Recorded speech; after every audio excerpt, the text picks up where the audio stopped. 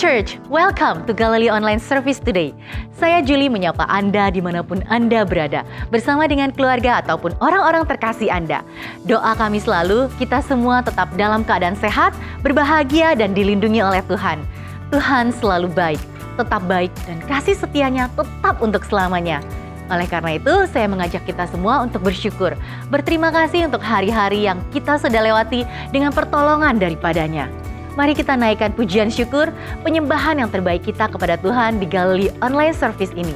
Dan jangan lupa, silakan share link Galileo Online Service ini kepada yang lain, baik dari Facebook ataupun dari YouTube Galileo Church. Dan ingatkan juga mereka agar tidak melewatkan ibadah ini. Anda bisa telepon, SMS, atau chat mereka sekarang juga. Jangan sampai ada yang ketinggalan beribadah bersama kita. Hari ini kita bersama-sama mendapatkan kekuatan baru dari pemberitaan firman Tuhan dengan tema 5 kebutuhan utama manusia yang akan disampaikan oleh Pastor Edward Franstono. Rindukan selalu hadirat Tuhan di dalam hati kita, dalam keluarga kita, dan komunitas kita saat kita menyembah Dia dengan sepenuh hati dan dengan segenap jiwa. Sesaat lagi kita akan memulai ibadah ini. Sebelumnya, mari kita berdoa terlebih dahulu. Tuhan, kami mengucap syukur atas penjagaan perlindungan yang Tuhan sertai buat setiap kami dan juga setiap anggota keluarga kami. Terima kasih Tuhan tidak pernah meninggalkan kami dan selalu ada buat kami. Bapa, saat ini kami mau datang, kami mau memberi yang terbaik bagi Tuhan. Kami mau memuji, kami mau menyembah. Kami berikan segenap hati kami Tuhan, dan kami mau buka hati kami untuk mendengarkan firman Tuhan. Berbicaralah Tuhan, nyatakan isi hatimu, kami siap untuk mendengarkannya. Dalam nama Tuhan Yesus, haleluya, amin. Selamat beribadah.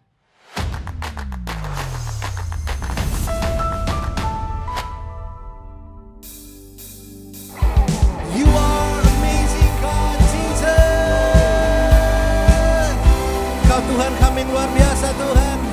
Kami percaya Kau takkan pernah berubah dari sekarang sampai selama-lamanya. Haleluya. Semua sama-sama katakan, come on. Who breaks the power of sin and darkness, whose love is mighty and so much stronger, the King of glory, the King above all kings, who shakes the whole earth. Who shakes the whole earth with holy thunder and lifts us breathless in awe and wonder, the King of glory, the King above all kings. Semuanya, this is amazing grace. This is unfailing love, that you would take my place. That's right.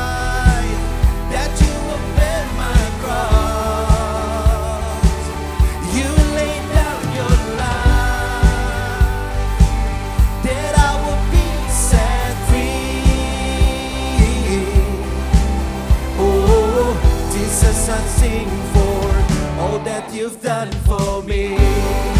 Yang siap memuji Tuhan, katakan woohoo. Thank you Jesus. Sama-sama semua, come on.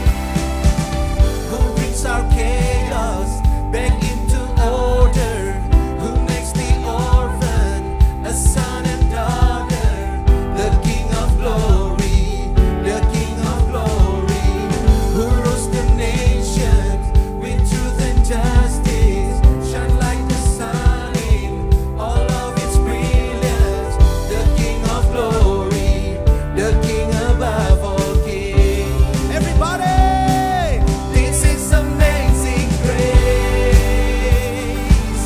This is unfailing love, that you would take my place, that you would bear my cross. You lay down your life, that I will be set free.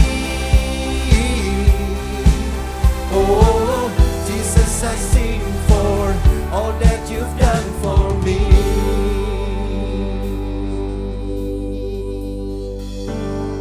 Kami berucap syukur Tuhan atas setiap kebaikan-Mu. Sama-sama kita katakan, come on semuanya. Worthy is the Lamb who was slain, worthy is the King who slain. Worthy is the King who conquered the grave. Come on. Worthy is the Lamb who was slain. Worthy is the King who conquered the grave. Worthy is the Lamb who was slain. Worthy, worthy, worthy. This is amazing grace. This is unfailing love. That you would take my place. That you would bear my cross. Oh, you laid down your life. That I will be set free. Oh, Jesus, I sing for all that you've done for me. Terima kasih Tuhan atas segala yang kau perbuat dalam kehidupan kami. Thank you Lord. Haleluya.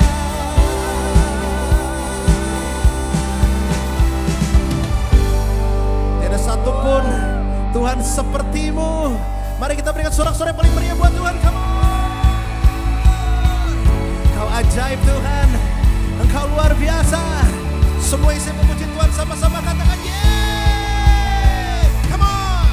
Tak terbayang kebesaranmu dan tak terbanding kekuatanmu Tuhan.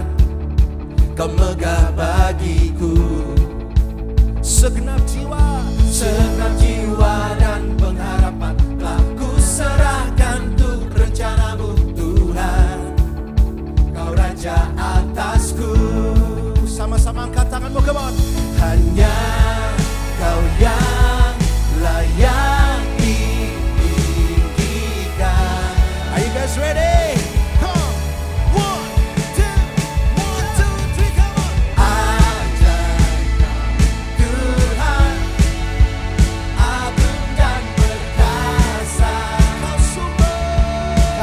sumber kemenanganku, layak berkuasa, memerintah selamanya. Katakan siapa? Yesus, kaulah Raja mulia. Sama-sama sekali lagi, come on. Tak terbayang kebesaranmu dan tak terbanding kekuatanmu Tuhan. Kau megah bagiku. Segenap jiwa dan pengharapan telah ku serahkan untuk rencanamu Tuhan. Kau raja atasku. It's only you God, come on. Hanya kau yang layak ditinggikan.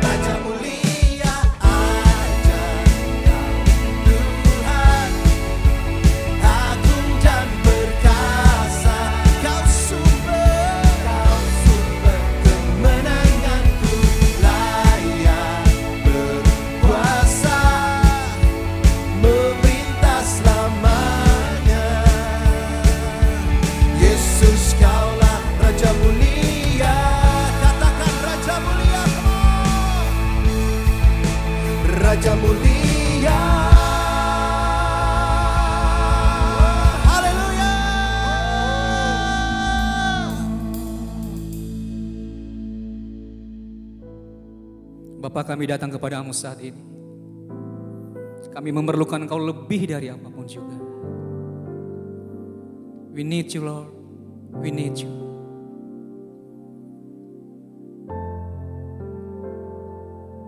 Thank you, God.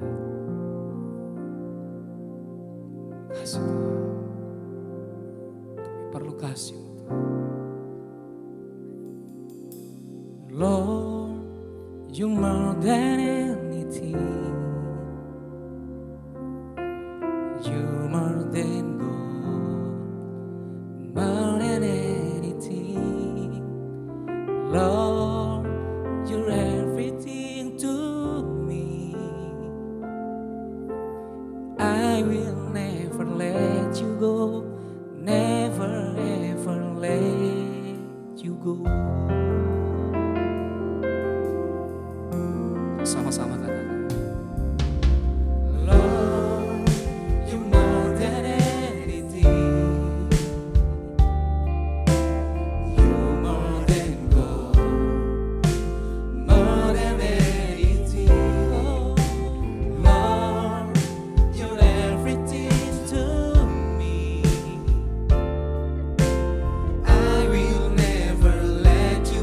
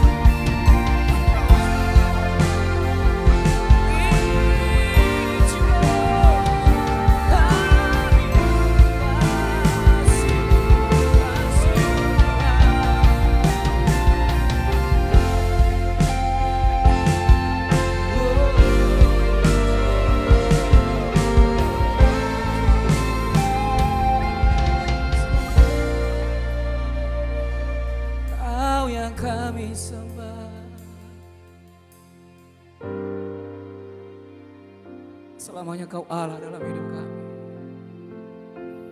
Kau satu-satunya yang berkuasa. Kami aman di dalam tangan-Mu Tuhan. Kau menjamin hidup kami sepenuhnya. Kau yang kami sembah.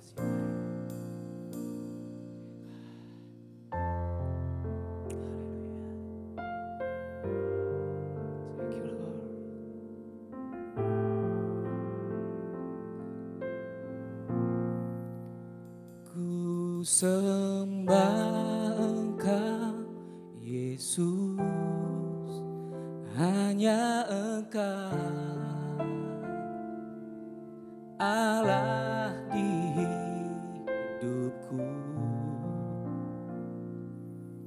Tiada yang lain, hanya Kau, hanya Engkau Tuhan.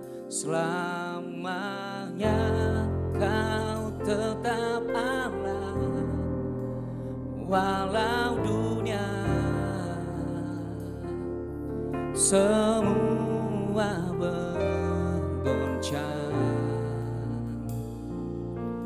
tak tergoyahkan Kau tetap Allah.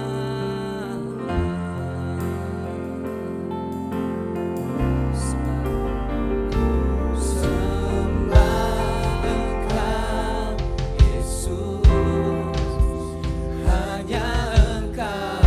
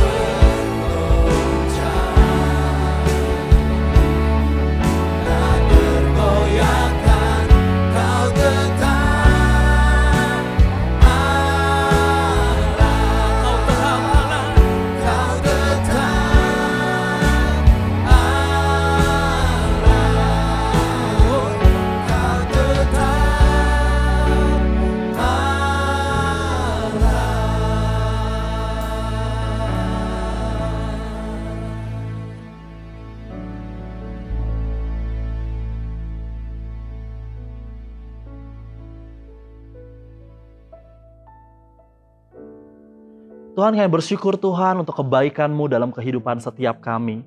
Dan saat ini Tuhan, kami akan belajar dari firman-Mu. Mari berbicaralah kepada setiap kami Tuhan. Kami akan mendengarkan firman-Mu. Kami akan mendengarkan Engkau berbicara kepada setiap kami. Hanya dalam nama-Mu kami berdoa dan mengucap syukur. Amin. Halo semua, apa kabar? Terima kasih untuk Anda yang bergabung dalam Galileo Online Service hari ini. Minggu ini kita memasuki minggu pertama di bulan Mei, dan dalam beberapa waktu ke depan kita akan membahas seri khotbah yang baru, yaitu 5 kebutuhan utama kehidupan. Pertanyaan dasarnya adalah hal-hal apa saja yang terpenting bagi kita? Oke, jika pertanyaan ini kita tujukan ke seorang dokter, mungkin jawabannya rumah sakit. Betul? Tanpa rumah sakit, mungkin seorang dokter akan kesulitan bekerja. Ya, setidaknya ada tempat praktek. Kemudian apa lagi yang penting bagi seorang dokter? Perawatan medis, obat-obatan, dan lain-lain. Nah, bagaimana dengan seorang survivalist? Seorang yang sedang berjuang. Jika Anda pernah menonton film-film yang berbasis survival life, seperti Castaway, Life of Pi, Gravity, atau yang lainnya, pasti Anda tahu hal-hal esensial apa yang dibutuhkan. Mungkin air bersih, atau mungkin makanan, atau mungkin senjata untuk membela diri, dan lain sebagainya. Tetapi, sebenarnya berbicara mengenai hal-hal penting yang dibutuhkan untuk bertahan hidup, bukan saja hal-hal fisik. Bukan sekedar benda-benda pendukung. Karena hidup kita bukan hanya tentang lahiriah. Kita memiliki tubuh, kita memiliki jiwa atau emosi, dan juga roh. Dan ketiganya membutuhkan perhatian yang seimbang, juga sampai bisa dikatakan benar-benar hidup.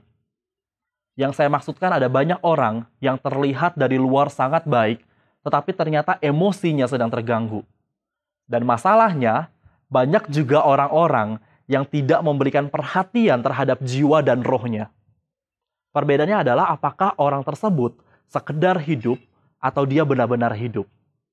Nah, saat ini kita akan melihat ada 5 kebutuhan utama manusia yang bisa membuat hidup kita seimbang. Yang pertama, kita perlu kekuatan untuk hidup. Ada banyak hal di dunia ini yang membuat kekuatan kita habis, yang menguras energi kita. Ada konflik, ada stres, kesibukan, penundaan, frustrasi, pekerjaan, perubahan, dan masih banyak lagi hal-hal yang menguras energi kita. Perubahan besar-besaran terjadi pada saat pandemi COVID melanda seluruh dunia. Sistem-sistem yang selama ini berjalan, yang selama ini sudah diatur manusia untuk mempermudah hidup, tiba-tiba harus diubah paksa. Sistem belajar berubah, sistem bekerja berubah. Banyak yang kehilangan pekerjaan karena situasi ini. Banyak yang kehilangan keluarga, kerabat, atau orang-orang yang terdekatnya karena terpapar virus ini. Semua hal tersebut begitu menguras energi kita. Lalu, apa yang harus kita lakukan untuk mendapatkan kekuatan, untuk mendapatkan energi dan stamina yang baru? Ada banyak hal yang dilakukan orang-orang untuk memulihkan hidupnya. Ada yang mencoba dengan terapi, atau mungkin obat-obatan yang dikonsumsi, atau melakukan hal-hal tertentu. Tetapi semuanya itu hanya memberikan solusi sementara. Solusi yang tepat adalah kita perlu fokus pada Tuhan. Kita perlu fokus kepada sumber dari kekuatan yang kita perlukan. Anda perlu bukti bahwa Tuhan sumber kekuatan? Lihat sekeliling. Kekuatan Allah yang menjadikan bumi ini.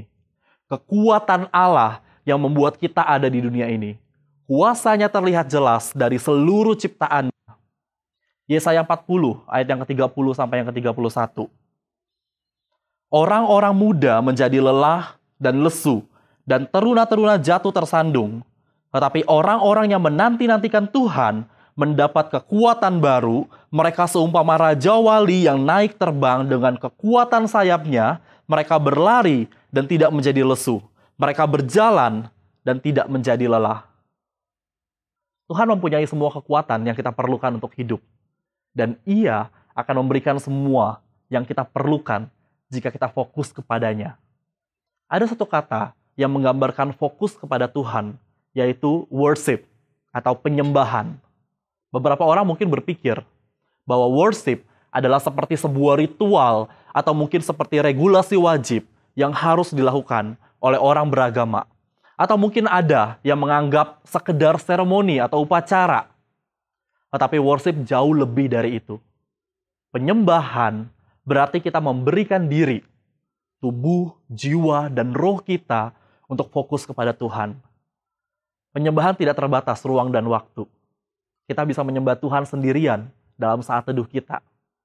Kita bisa menyembah Tuhan bersama small group kita. Dan kita bisa menyembah Tuhan dalam kelompok yang lebih besar, seperti di gereja. Pada intinya, kapanpun kita menyembah Tuhan, kita fokus pada Tuhan. Disitulah kuasanya akan bekerja. Dia akan memberikan kekuatan yang baru kepada kita. Yang kedua, kita perlu komunitas untuk hidup. Manusia tidak diciptakan untuk hidup seorang diri. Oleh karena itu, sering disebut bahwa manusia adalah makhluk sosial. Betul, kita perlu kuasa Tuhan untuk menolong hidup kita. Tetapi kita juga perlu orang-orang di sekitar kita untuk memberikan dukungan, penguatan, dan fellowship dengan mereka. Biasanya ini sering disebut dengan istilah support system. Jika kita lihat kembali kisah di mana Allah menempatkan Adam di Taman Eden, kita tahu bahwa semua yang Allah ciptakan begitu sempurna. Tetapi ternyata ada sesuatu yang kurang. Di dalam Kejadian 2 ayat 18 katakan, tidak baik kalau manusia itu seorang diri saja. Jadi bukan kehendak Allah melihat manusia sendirian. Anda dan saya diciptakan untuk berada di dalam komunitas. Sebuah penelitian tentang kesehatan mental mengatakan, jika Anda mengurung diri tanpa ada relasi, tanpa ada orang lain, tanpa ada siapapun, ini yang akan terjadi. Anda akan 3 kali lebih cepat mati, 4 kali lebih cepat mengalami kelelahan mental, 5 kali lebih cepat mengalami depresi berat, dan 10 kali lebih cepat kemungkinan masuk rumah sakit jiwa karena masalah mental dan emosi. Pengkhotbah 4 ayat 9-10 katakan, berdua lebih baik daripada seorang diri. Karena mereka menerima upah yang baik dalam jerih payah mereka. Karena kalau mereka jatuh, yang seorang mengangkat temannya. Tetapi wahai orang yang jatuh, yang tidak mempunyai orang lain untuk mengangkatnya. Anda dan saya perlu orang-orang di sekitar kita yang bisa mendukung kita. Kita harus bersyukur karena gereja ada sebagai komunitas yang akan selalu mendukung kita. Gereja ada bukan sekedar untuk perayaan-perayaan atau event-event khusus. Tetapi di dalam gereja, kita dibangun menjadi bagian dalam tubuh Kristus.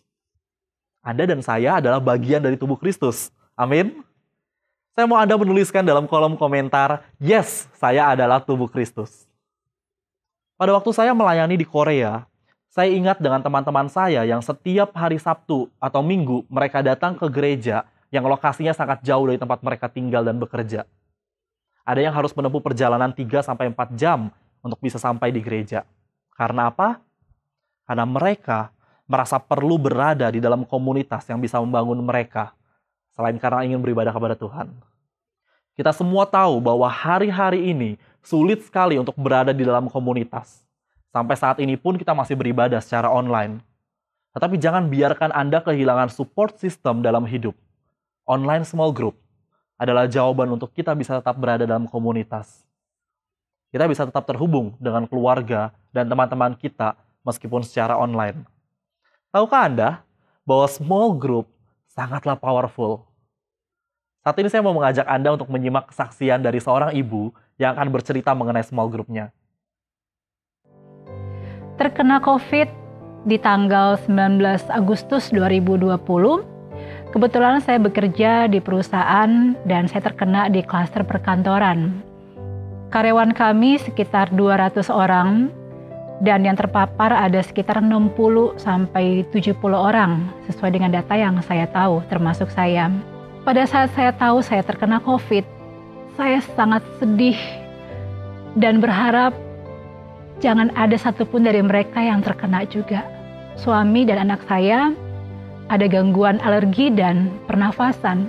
Malam itu saya berdoa, Tuhan, biar saya saja yang kena. Dan mereka swab, 2 hari kemudian hasil swab mereka semuanya negatif. Saya sangat bersyukur sama Tuhan karena Tuhan menjawab doa saya. Dan hari-hari saya menjalani karantina, saya isolasi mandiri di rumah. Saya sendiri, saya mengalami depresi. Dan setelah saya tahu ada satu sahabat saya di kantor meninggal juga karena COVID. Saya tambah shock, saya kehilangan pegangan saya. Bagaimanapun saya butuh orang di sekeliling saya, tapi itu nggak mungkin. Tapi small group saya setiap malam terus menerus. Dari jam 9 malam sampai jam setengah 12 malam, mereka sangat aktif untuk support saya, berdoa bagi saya, memberikan kekuatan, dan memulihkan saya. Dan Tuhan pakai mereka untuk peduli kalau saya tuh nggak sendiri. Saya percaya setiap kita tidak ditakdirkan untuk sendiri. Kita butuh mereka, teman, keluarga, spiritual, untuk membangun rasa kepercayaan diri dalam diri kita. Dan saya sangat bersyukur kehadiran mereka membuat saya pulih. Setelah saya sudah pulih, mereka terus mengadakan doa setiap malam selama 26 hari berturut-turut. Saya tahu mereka tuh orang-orang yang sibuk. Malamnya mereka harus menidurkan anak mereka. Masih ada pekerjaan, bahkan ada yang kuliah sampai tengah malam. Tapi buat saya ini sangat berharga sekali. Mereka relakan waktu untuk mendoakan bagi saya. Dan saya bersyukur mereka adalah orang-orang yang Tuhan pakai untuk memulihkan kita.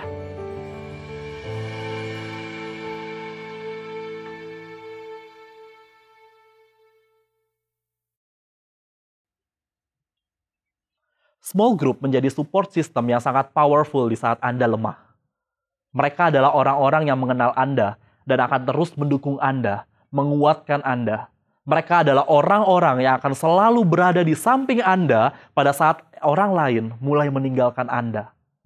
Jadi jika Anda belum mempunyai small group atau belum tergabung dalam small group, jangan ragu untuk menghubungi sekretariat gereja kami, atau Anda bisa mengisi online response card yang saat ini QR code-nya ada di layar kaca Anda. Mari kita lanjut yang ketiga, dari 5 kebutuhan utama manusia. Kita perlu prinsip untuk dihidupi. Kita perlu kekuatan untuk hidup. Kita perlu orang-orang di sekitar kita. Dan kita juga perlu prinsip-prinsip untuk bisa dihidupi. Kita harus memiliki pemikiran yang jelas mengenai filosofi hidup kita. Ada fondasi moral yang tepat di dalam hidup. Alkitab mengatakan bahwa kita diciptakan untuk memiliki hubungan dengan Allah. Hidup saat ini yang kita jalani adalah persiapan untuk hidup yang kekal yang akan datang. Karena kita tidak akan hidup selamanya di dunia ini. Hidup kita saat ini dapat diumpamakan seperti sebuah ujian atau sebuah tes. Kita semua sedang diuji tentang bagaimana kita hidup mengikuti kehendak Allah melalui firman-Nya. Setiap prinsip, setiap arahan hidup kita sudah jelas tertulis di dalam Alkitab. Mazmur 119 ayat yang ke-19. Aku ini orang asing di dunia. Janganlah sembunyikan perintah-perintah-Mu terhadap aku.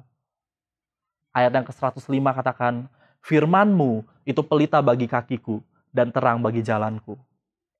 Permasalahannya, apa yang dunia ajarkan, apa yang populer dipercayai oleh kebanyakan orang tidak sejalan dengan apa yang Tuhan katakan.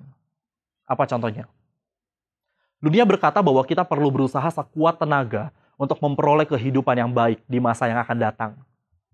Berbuat kebaikan sebanyak-banyaknya untuk memperoleh surga. Tetapi yang firman Tuhan katakan, segala usaha kita akan sia-sia karena keselamatan kita adalah karena anugerah Allah. Kasih karunia Tuhan yang membuat kita layak. Hanya oleh iman kepada Yesus Kristus kita memperoleh keselamatan. Salah vide.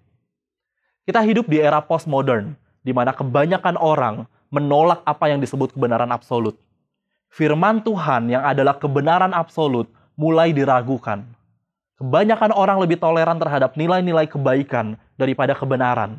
Yang terpenting bagi mereka adalah personal conviction, yaitu mempercayai sesuatu berdasarkan apa yang dirasa benar atau menjadi pandangan pribadi.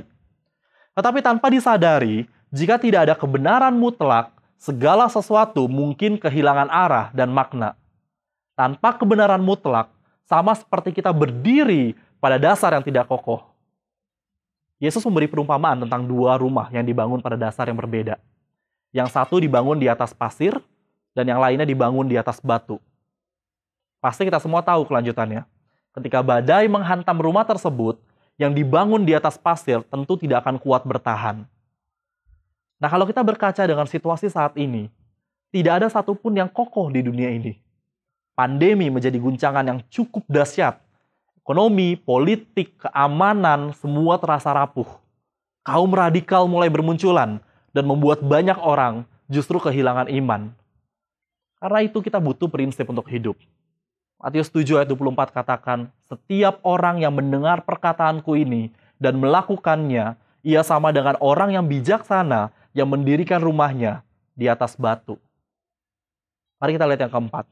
Kita perlu rencana untuk dihidupi. Setiap kita dikaruniai talenta dan kemampuan khusus oleh Tuhan, dan kita memerlukan tempat di mana kita bisa menggunakan talenta dan kemampuan tersebut. Untuk itu, diperlukan perencanaan yang tepat, supaya kita tidak salah menemukan tempat itu. Dan berita baiknya, Tuhan sudah mempunyai rencana dalam hidup kita. Dan faktanya, mengapa kita hidup adalah karena Tuhan punya rencana bagi kita. Mungkin kita sudah sering dengar hal ini. Efesus 2 ayat 10 katakan, karena kita ini buatan Allah, diciptakan dalam Kristus Yesus untuk melakukan pekerjaan baik yang dipersiapkan Allah sebelumnya. Ia mau supaya kita hidup di dalamnya. So, apa rencana Tuhan dalam hidup kita? Melakukan pekerjaan baik. Kepada siapa? Kita lihat sekeliling kita. Kepada sesama kita. Dan bagaimana kita tahu apa yang harus kita lakukan. Dan bagaimana melakukannya. Anda harus mengetahui shape Anda. Jika Anda sudah mengikuti ministry class atau kelas 301, Anda pasti tahu apa itu shape.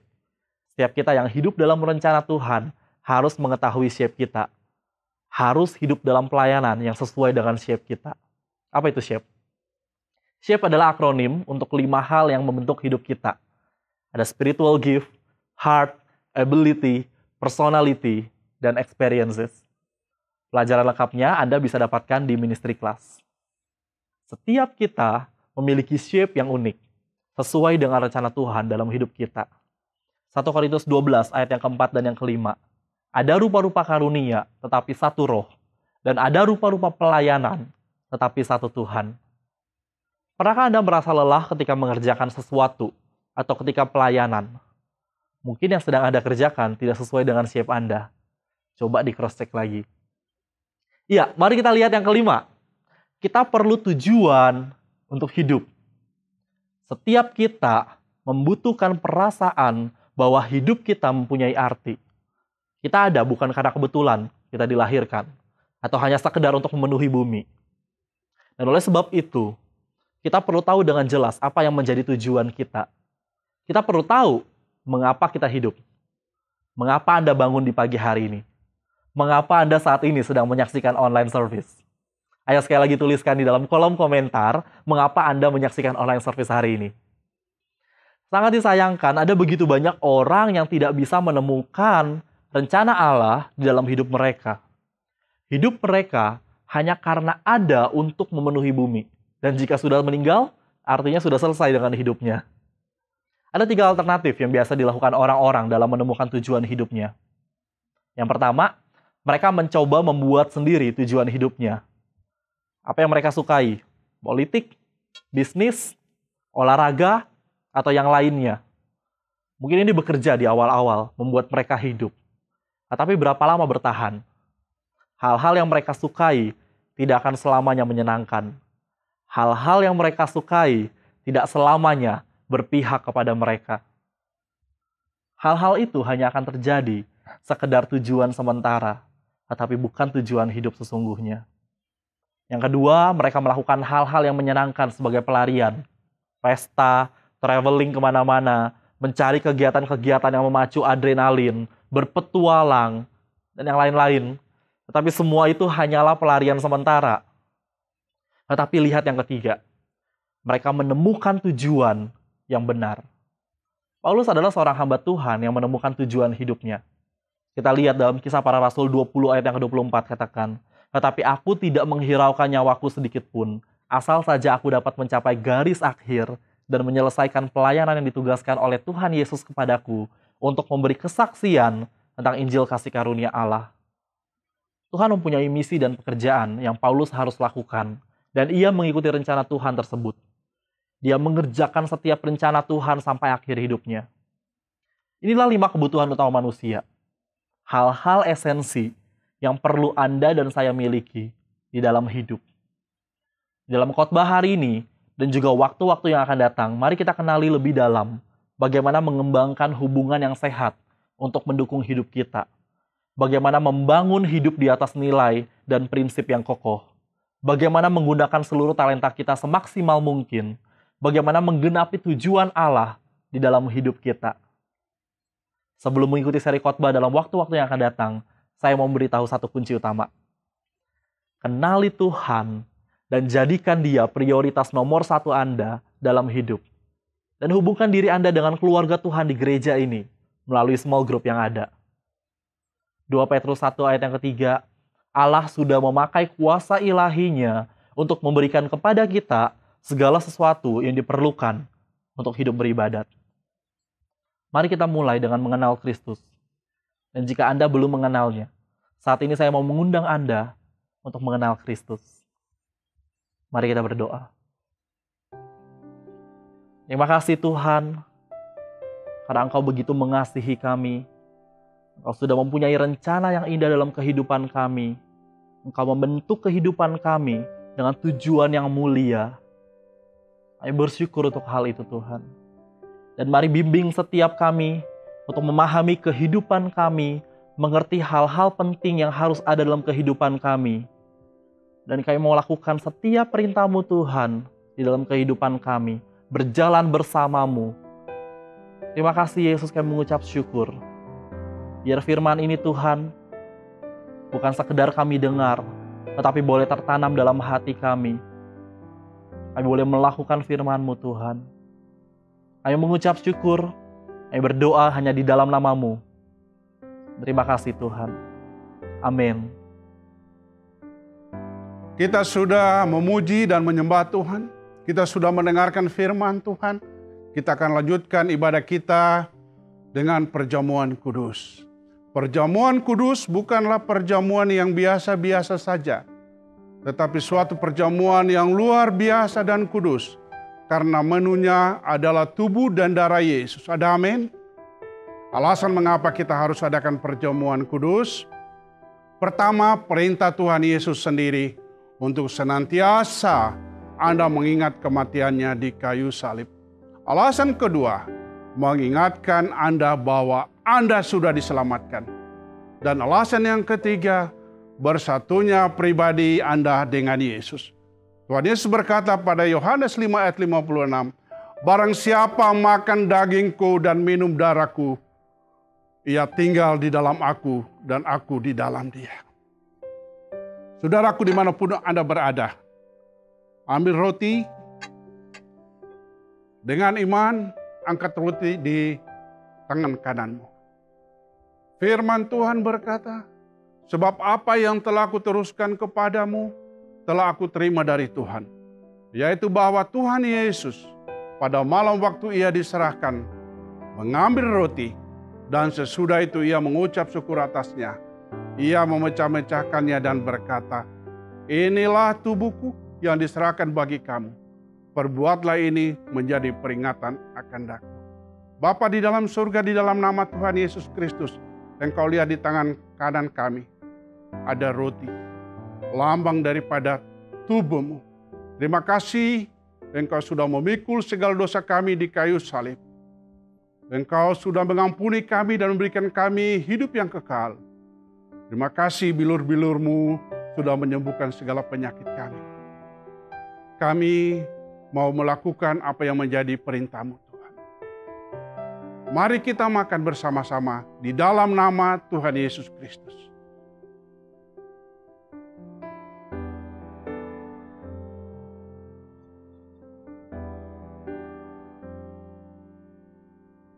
Dengan iman, angkat cawan dengan tangan kananmu.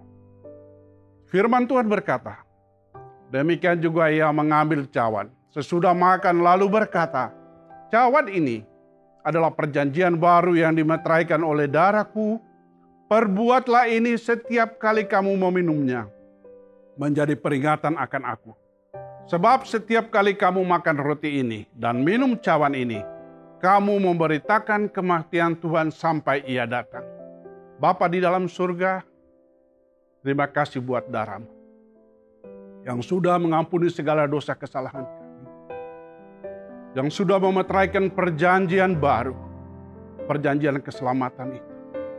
Biar darah-Mu menyembuhkan segala penyakit yang kami alami. Dengan iman, kami akan minum darah-Mu. Mari kita minum bersama-sama di dalam nama Tuhan Yesus Kristus.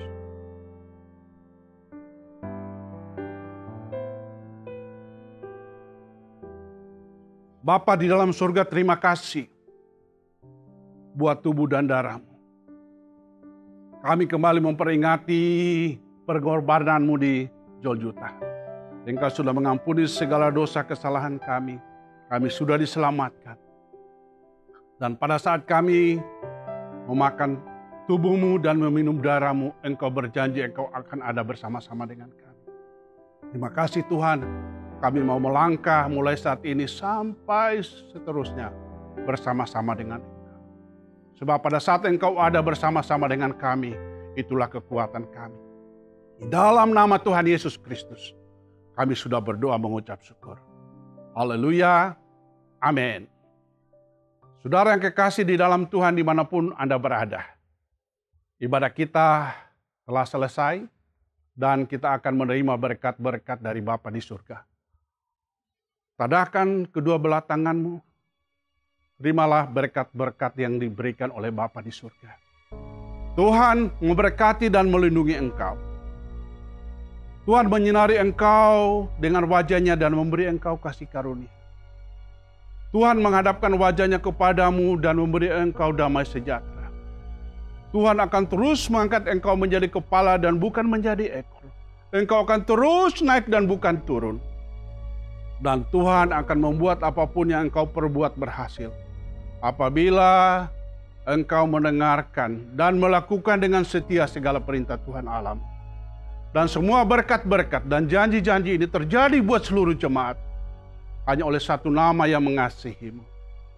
Yaitu di dalam nama Tuhan Yesus Kristus. Yang diberkati Tuhan, katakan amin. Selamat hari Minggu. Tuhan Yesus memberkati, sampai kita jumpa minggu yang akan datang. Haleluya. Kita baru saja mendengar firman Tuhan yang luar biasa, yang meneguhkan hati kita sehingga kita lebih mantap lagi melangkah di hari-hari ke depan.